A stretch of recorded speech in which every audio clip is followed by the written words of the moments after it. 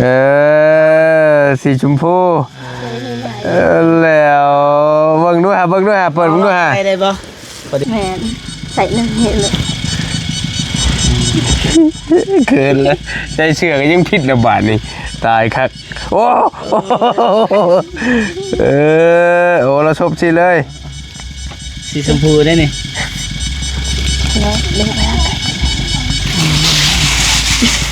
ก็ได้ดีใจป่ะดีใจเดือนนี้เราก็มีหมู่แล้วเพราะว่าเนาะมีน้องมาเลยมันก็ธรรมดาอยู่ค่าดองแพงบ่ค่าดองเจ้าค่าดองเท่าไหร่คันว่าอยู่พี่อยู่บ้านนี่อ๋อก็อายุสุขพอ30 ล้านบ่แม่น5 ล้านได้บ่สมมุติว่าซะนี่สมมุติเว้าสมมุติว่าซื่อได้ก็ซื้อว่า30 ล้านมันค่ำเด้แนวบ่มีเด้บ่มีก็รุดได้เนาะมีควายมีงัวมีเป็ดมีไก่นำบ่อยู่พี่เป็ดบ่มีแต่ไก่ไปเลยเห็นผู้สาวก็มักเขาอยู่ยอมรับว่ามักเห็นไผก็มักแต่ว่าเขาบ่มีสิทธิ์นะเห็นไผก็มักมาไล่ใจแท้ว่าแล้ว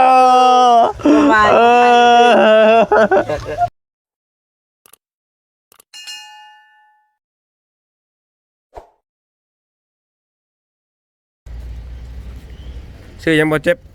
ซื้อให้น้องเดิมซื้อให้น้องเดิมแล้วใช่ไปได้ชื่อไปได้น่ะชื่ออะไร200,000ปาโธดอสบายดีเมาตูนชื่อไปให้เราบ่ตั้งชื่อไปให้เรานี้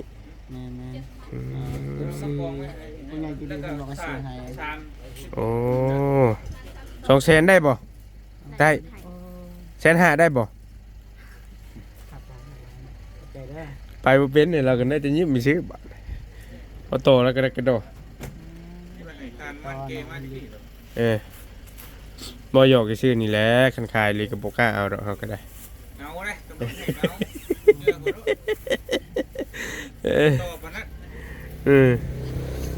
เรียบร้อยป่ะสีชมพูอีกได้ซื้อไปแห่แจมหมดไหม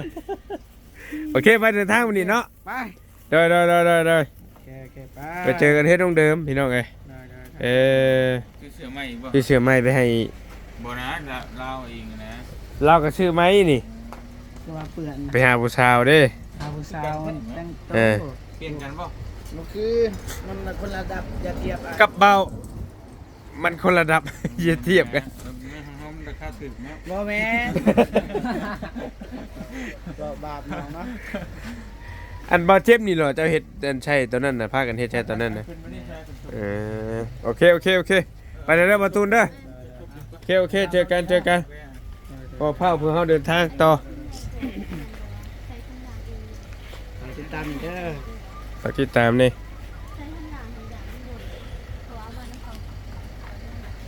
มันบ่มีถุงยางบ่คักได้เนาะเอาออกก่อนว่า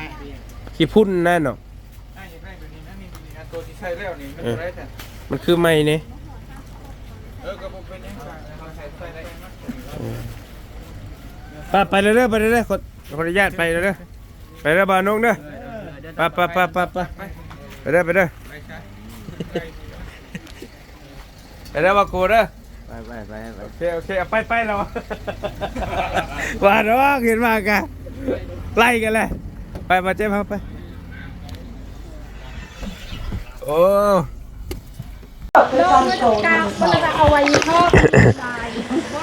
มาพี่น้องต่อมาจากสบายดีต่อมาจากเมื่อวานนี่เนาะ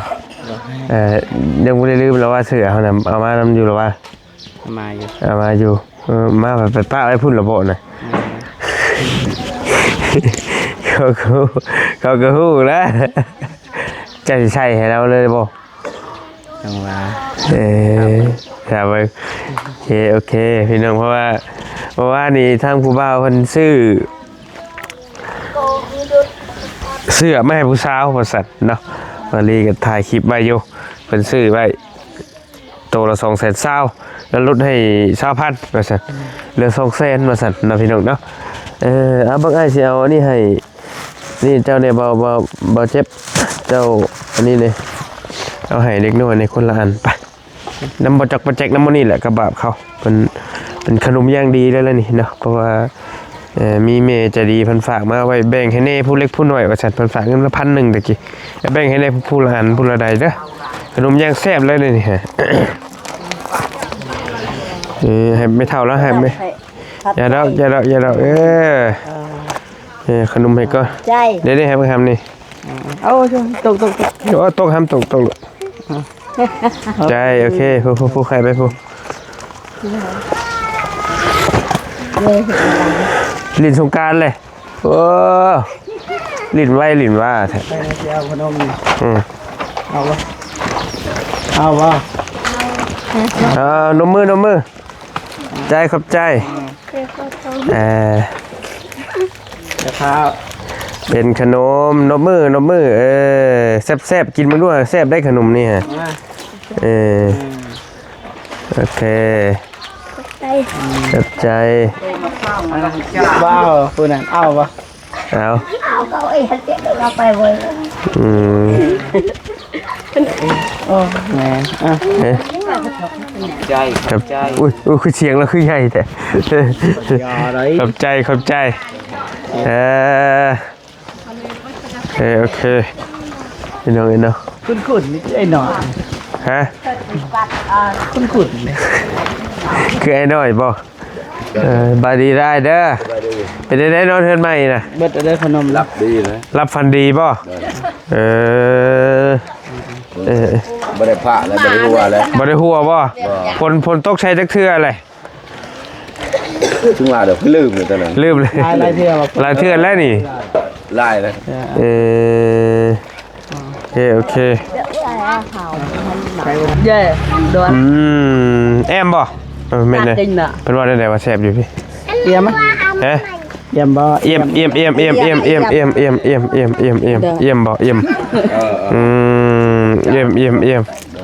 จ๊พี่น้อยคือกินจ้าแซ่บเนาะขนม MD พี่น้องนะพี่น้องเอ้ยบาดีน้องเดิมโอเคเพิ่นขอโทษเด้อเพิ่นว่าได้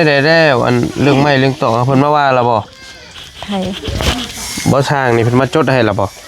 เพิ่นมาจดแล้วใช้เนี่ยจดใช้นั่นดิ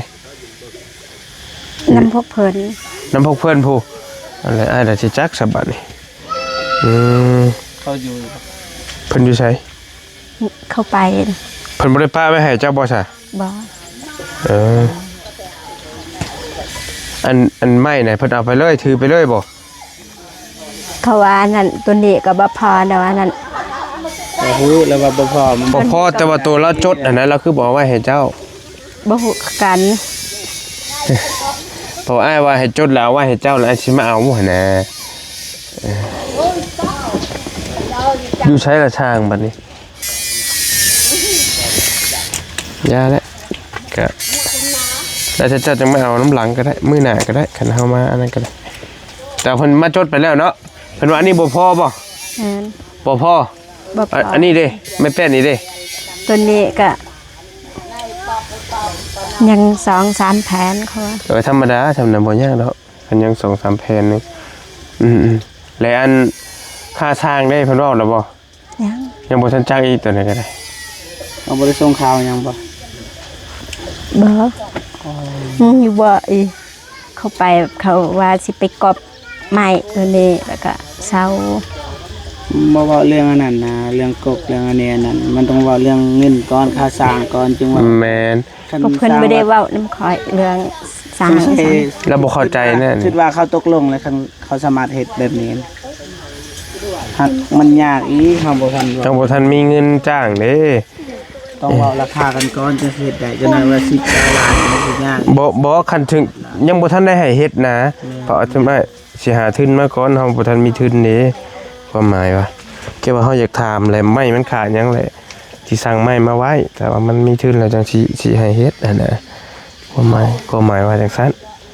เห็นเนาะ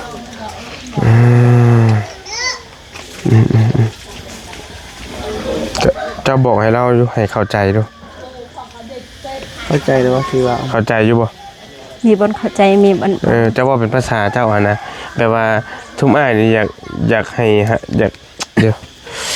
ตอนนี้หาเงินค่าสร้างนะเฮายังบ่มีแต่เงินซื้อไม้นะเฮาพอมีอยู่อยากให้สร้างมาจดว่ามันขาดหยังที่ซื้อแล้วจังซื้อมาเติม อยากให้เว้าราคากันก่อนจึงจดได้นะ บ่ไอ้เพิ่นจดอยู่แล้วเพิ่นให้ราคาน่ะเพิ่นสิเว้าจำใดก็ยาแต่ว่าอยากให้เพิ่นอยากฮู้ว่าไม้นี่ก่อนหั่นนะ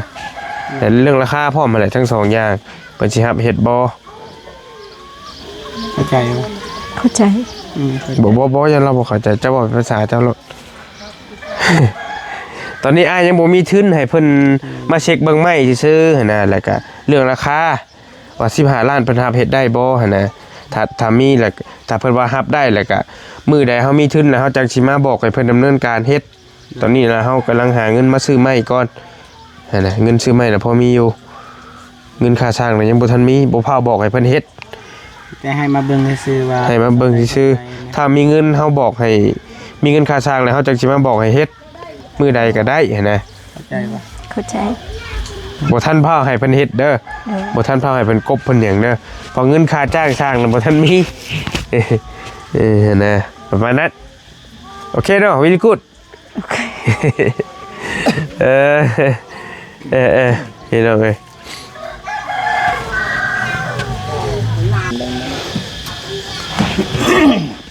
ป่ะจะมานั่งมาเบาเจ็บคือว่ามีหยังมาให้ผู้ชาวมานี่ มีอยู่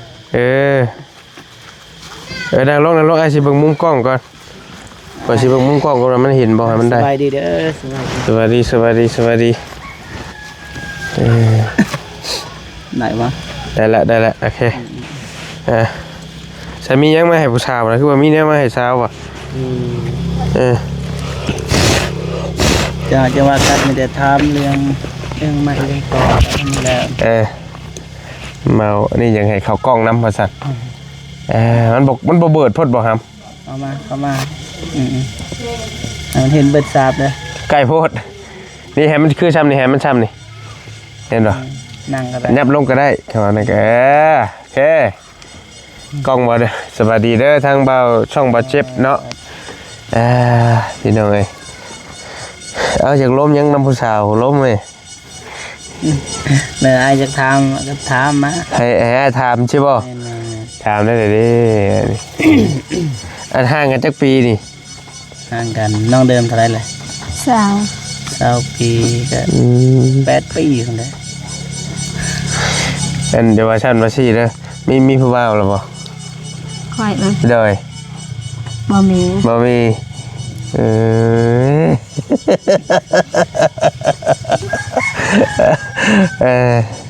พี่น้องเอ้ยได้เบอร์ได้ไล่กันหรือเปล่าเพราะว่าเห็นเขียนบ่เตียง น้องเพิ่นบ่มีโทรศัพท์ พี่น้องเอ้ยโสดนะว่าเจ้าโสดบ่ฮะเจ้าน่ะ โสด โสดสนิทบ่ แน่ แม่นเลยโอ้เราเป็นผู้บ่าวได้อยู่บ่ในชั้นนี้ ได้อยู่ ได้อยู่หยอกเพิ่นก็เฮ็ดเอาเองเนาะได้อยู่นี่คือบ่เต็มใจเนาะ เต็มใจนะดูแบบบังคับนะ บ่นึกเพิ่นมีผู้สาวนะย่านผู้สาวเพิ่นสิเห็น โอ้แล้ว บ่มีผู้สาวเด้อบ่มีบ่มีผู้สาว เห็นบ่เห็นก็สุดแล้วแต่เราแหละน่ะเราว่าออกโซเชียลปานนี้คนเห็นเบิดทั่วโลกบ่มีนี่ยังโสดยังโสดอยู่พี่น้องเนาะจะกระทำนะแม่เองถามอย่างแล้วกินข้าวกินน้ำแล้วบ่เป็นได้ไดถามก่อน ถามแล้วจะสิถามยังถามเลยเด้ประมาณนี้แหละจะถามมันนี่ ว่าจะสิถามมีแต่มาหาน้องเพิ่นคือฮอดคือถึงนี่แหละ กินฮอดแหละกินฮอดกินถึง แม่น โดยไปพุ่นชองคืนบ่ได้เห็นชองคือชองมือเนาะ แม่น2ปี ช้ำชองปี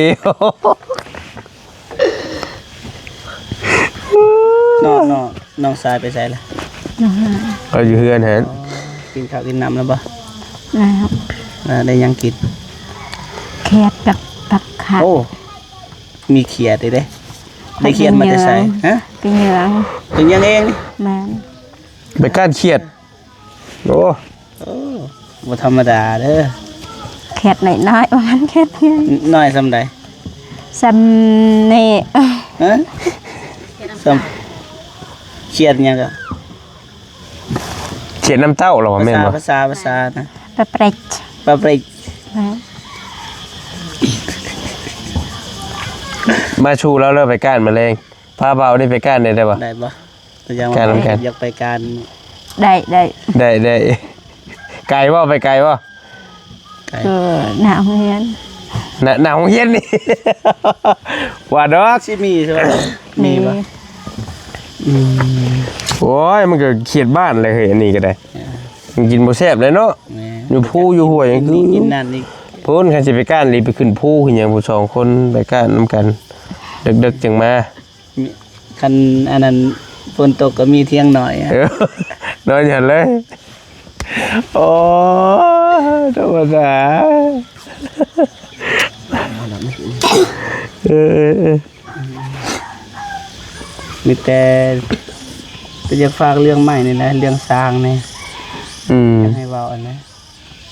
อยากให้ถามว่าเท่าไรพอเท่าไร บ่ให้เพิ่นจดไว้เลยเอาเจ้าเอามาให้ไว้นี่เด้อ โดย ตัวมันขาดนะเจ้าถือเจี้ยไว้นี่เดี๋ยวได้ข่อยสิมาเอาบัดเลยว่ามันขาดหยังหั้นนะบ่ให้ไว้ได้น้ำสาง มันสิยากของคือเก่า มันก็แดดเฮาบัดนี่เฮาก็แดดบัดนี่เฮาสิไปอยู่ใช้บัดนี่ อยู่หอม ทนบ่ได้บ่สำนี้ ทนได้ ถามแล้วลองเบิ่ง ได้บ่ไปอยู่ห่ม นี่มาโฮมนี่ก็ได้นี่ไป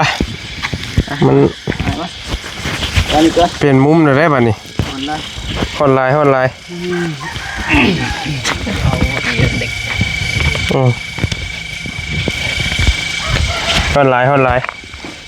ฮอนไลน์เอาเลยได้พอได้เวลากับไปได้ ได้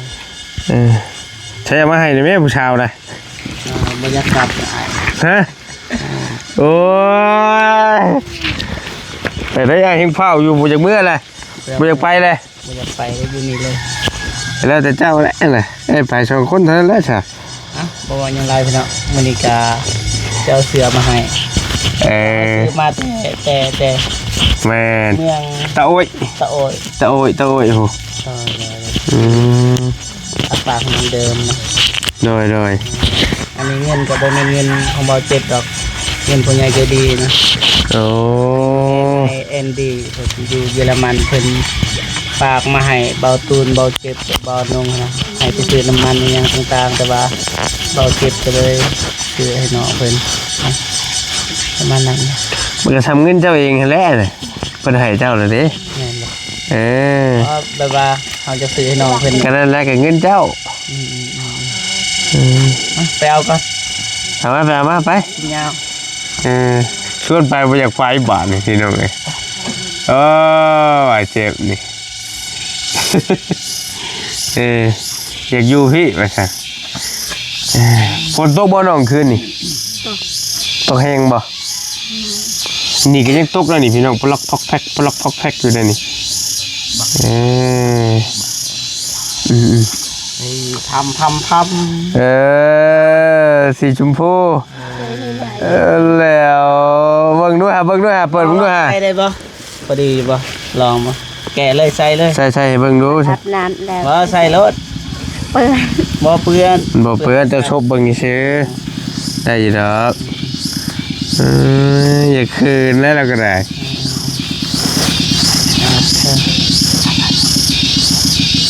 จักงามบ่งามบ่หูเลย เดี๋ยวพื้นก่อน งามบ่ถึกใจบ่ ใจ เพราะมัน เลย ไปแล้ว บอกมันเป็นในหูด10ตี แม่นใส่หนึ่งเห็นเลย เกินแล้วใจเชื่อก็ยังผิดระบาดนี่ตายคักโอ้โอ้เราชบสิเลย สีชมพูได้นี่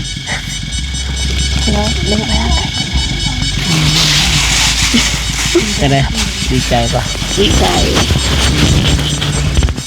ขอโทษนะ ดีใจ เคยมี เคยมีครูบาไหนปะ อาจจะบอกไป บ่มีผู้เบา บ่ว่าเรื่องครูบาหรือว่าเป็นแฟนโบเกียแต่ว่าเป็นครูชายนะ บ่ บ่เคยมีปะ บ่ไม่แต่ของน้องเคยซื้อให้ ของน้องนะ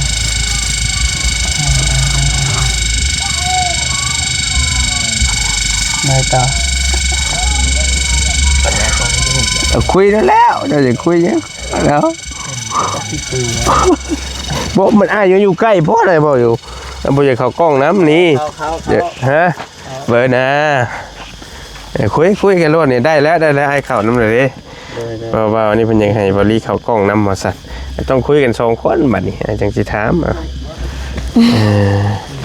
งมา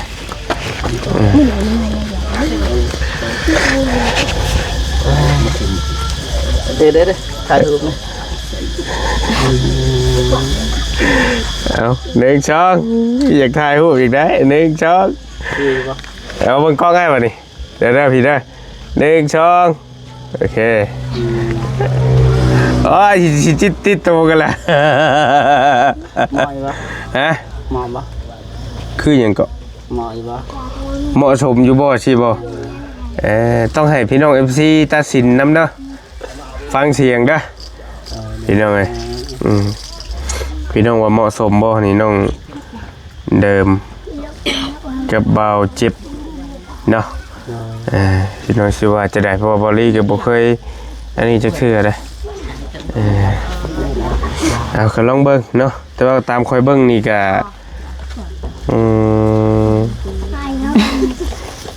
สูงสำกันบ่สูงสำกันบ่ จังหวะบ่เกี่ยว หันให้มันตรงๆแน่หันมาตรงๆแน่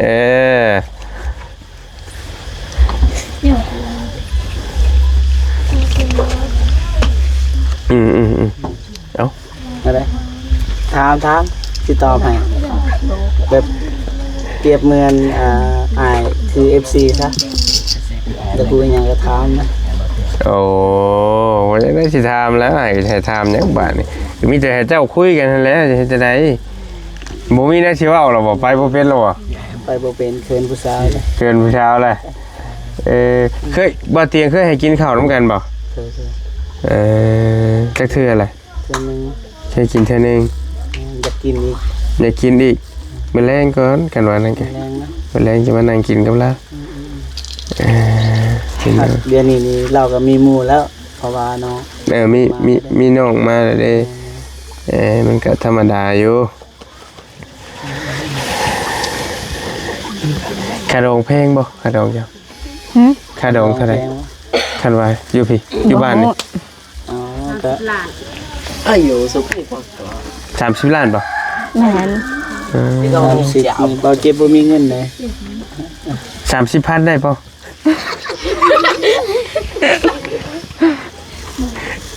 แต่ก็ต้องบาดเจ็บและถามค่าดองทั้งบ้านเจ้าเท่าไรบาดเจ็บ ทางบ้านเฮานี้มันขึ้นกับครอบครัวคันเฮาบ่มีก็บ่เป็นหยังนะ ก็บ่ได้กำหนดว่าเจ้าต้องให้เท่านี้เท่านั้นนะขึ้นกับ2ฝ่ายเขาเบิ่งฐานะครอบครัวเฮานะคันเฮาบ่มีก็เขาก็บ่เอานะคือว่านะเขาก็ให้ตนเด้ลูกก็มาอยู่นำอย่างเงี้ยสิเอาอีกมันก็บ่เหลือหยังนะประมาณนี้ครับคันคนมีก็เขาก็อยากเอาแน่คันคนทุกข์ มีทองบ่อยู่พี่มีทองบ่มีคำบ่ มี คำเท่าไหร่ 2-3 บาทนี่ ก็บอกให้ ฮะ เอาพัวดอกคัน2-3 บาท 2-3 บาทเลยเหรอ ระดับเสียจึงเอาได้บ่เจ็บยอมเลย30 ล้านประหารหัก บ่ 30 ล้านประหารหักโอ้ได้ใหม่แล้วได้ใหม่แล้วเป็นไงเป็นยัง บ่เจ็บบ่มีเงินเลย อืม จำเป็นเลยทอยเนาะ หาล้านได้บ่สมมุติว่าซะนี่สมมุติเว้าสมมุติว่าซื่อ ได้ ได้ แล้วก็ซื้อว่า30ล้านมันค่ำเด้ แนวบ่มีเด้ บ่มีก็รุดได้เนาะ แม่ มีควายมีงัวมีเป็ดมีไก่นำบ่อยู่พี่ เป็ดบ่มีมีแต่ไก่ มีแต่ไก่ มีหยังไหนเอาลองไล่เบิ่ง ไก่แล้วก็ป้างัวควายเงินคำหมู หมูโอ้ ยอม ไก่จักโตสมมุติว่าเนาะไก่นี่ ตามฐานะคนรวยคนจน แล้วก็จักโตประมาณนะตัวอย่างมาคนจนนะคนจน หนึ่ง คืออ้าย หนึ่งโตก็ได้คนจน ตัวหนึงก็ได้เนาะ แม่ งัวเด้ คันบ่มีก็ตัวหนึ่ง ควายเด้ ตัวหนึ่ง อย่างละโตนะอย่าคันบ่ได้อย่าให้ได้อย่างละโต ตัวอย่างละตัวอย่างว่าค่ำนี่ต้องได้1 บาท แม่ สลึงหนึงได้บ่ บ่ฮู้ บ่ฮู้แต่ว่าบ่ต้องส่งสิได้อยู่ดอก นี่เลยก็ได้ค่ำเนาะ ถ้าบ่มีเด้ คือเบาเจ็บนี่บ่ได้เมียเลยคือว่าเลยพี่น้องบ่มีอีหลีเด้ ความจริงอันนี้ว่าจากใจเลยอันขดองสำนันนี่เบาเจ็บเอาเมียแล้ว จำได้จังสิเอาได้เอาสมมุติว่าอาหารร้านเราก็บ่ได้อยู่เด้กินนี่ จำคันบวกไปเบิดมีลายงัวควายยังอีกกระทึกนะเฮาบ่มียอมครับเฮาบ่มีดิเฮาบ่อยากหาอย่าแม่มันไม่หาก็เอาเลยคันแบบว่าบ่มีขดองนะสาวก็ยาคันแพงบ่เจ็บยอมคือ FC ฮู้นะบ่เจ็บก็บ่มีหยังเลยนะครับตลอดไปเลยเห็นผู้สาวก็มักเขาอยู่ยอมรับว่ามักเป็นไผก็มักแต่ว่าเขาบ่มีสิทธิ์นะ เห็นไผก็มัก มาไล่ใจแท้ ว่าแล้ว ก็บ่ได้ไล่ตัวอย่างว่ามีแฟนหักแฟนคนเดียวตอนเฮาโสดเด้เฮาสามารถจีบได้เบิดแม่นบ่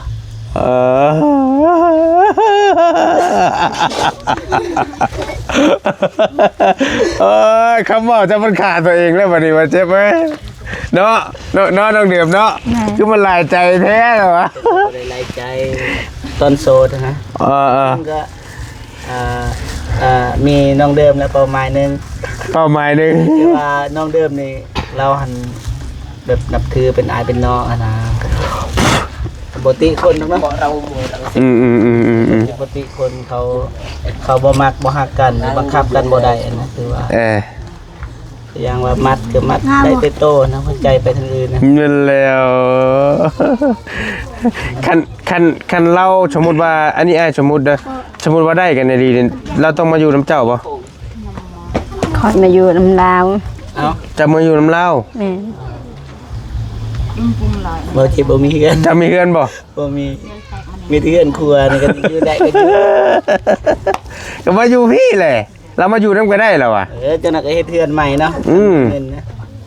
ได้บ่เรามาอยู่น้ำพี่ได้อีกได้ก็ดีแหละเจ้าบ่ต้องเฮ็ดหยังเลยไปอยู่พี่เลยนี่อยู่ภูเขา ง่ายเบิดเนาะ แม่น คนมีบุญ ใช้ยังบ่ทันได้ ยังนะ ยังอยู่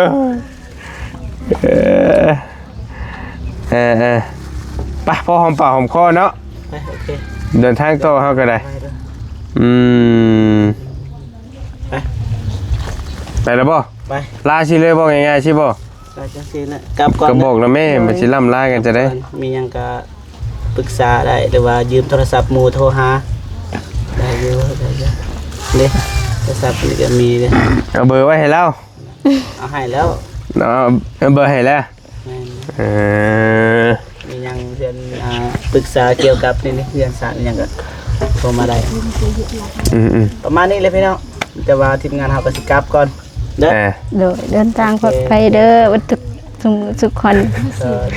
ประมา ทั้ ณ งทีมงาน เด้อกลับก่อน ใช่เจ็บโอเคป้าไปรถ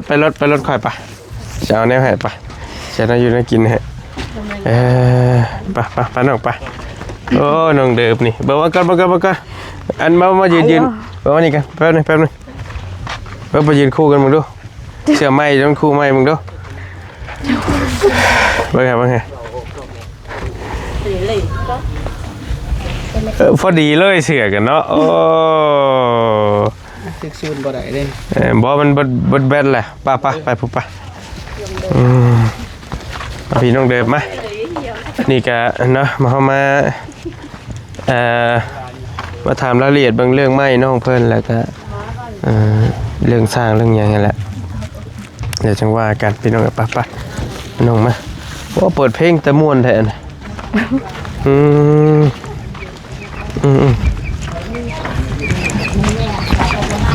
มา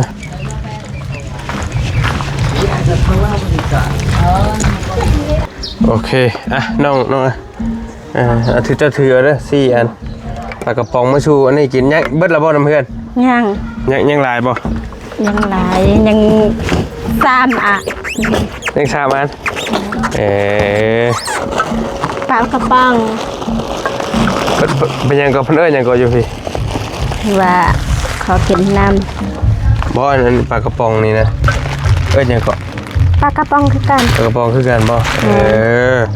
โอเคเอามาสู่น้องชายกินเด้อ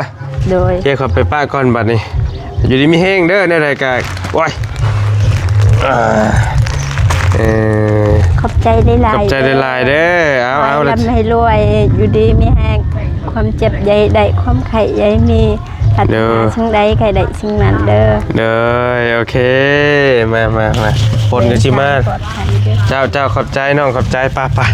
ได้ละบัดนี้พี่น้องเอ้ยพอดีเฮามาแวะถามไทยเบิ่งเนาะไปได้ละมาแวะถามไทยเรื่องราวต่างๆเนาะเกี่ยวกับซอยเฮือนซ่านเรานี่แหละกับบาเจ็บเพิ่นซื้อเสื้อมาฝากผู้สาวว่าซั่นเนาะตอนนี้กับบอลลี่งบน้ำบอลลี่นี่ก็มีอยู่ 2,000 บาทที่ไอเตียงมอบให้ตอนนั้นแหละไว้ซอยน้องเดิมว่าซั่นเนาะทางอื่นก็ยังบ่ทันได้มีเด้พี่น้องเอ้ยยังขาดลายว่าซั่นซะยังขาดค่าสร้างกับสังกะสีหลักๆไม่ก็จักสิพ่อบ่พ่อแล้วจังว่ากันเนาะอยู่ดีมีแฮงเด้อขอบคุณหลายๆเนาะปัจจุบันทุกคนสละคลินิกบอลลี่ไปก่อนแล้วบ๊ายบายเจอกันเนาะ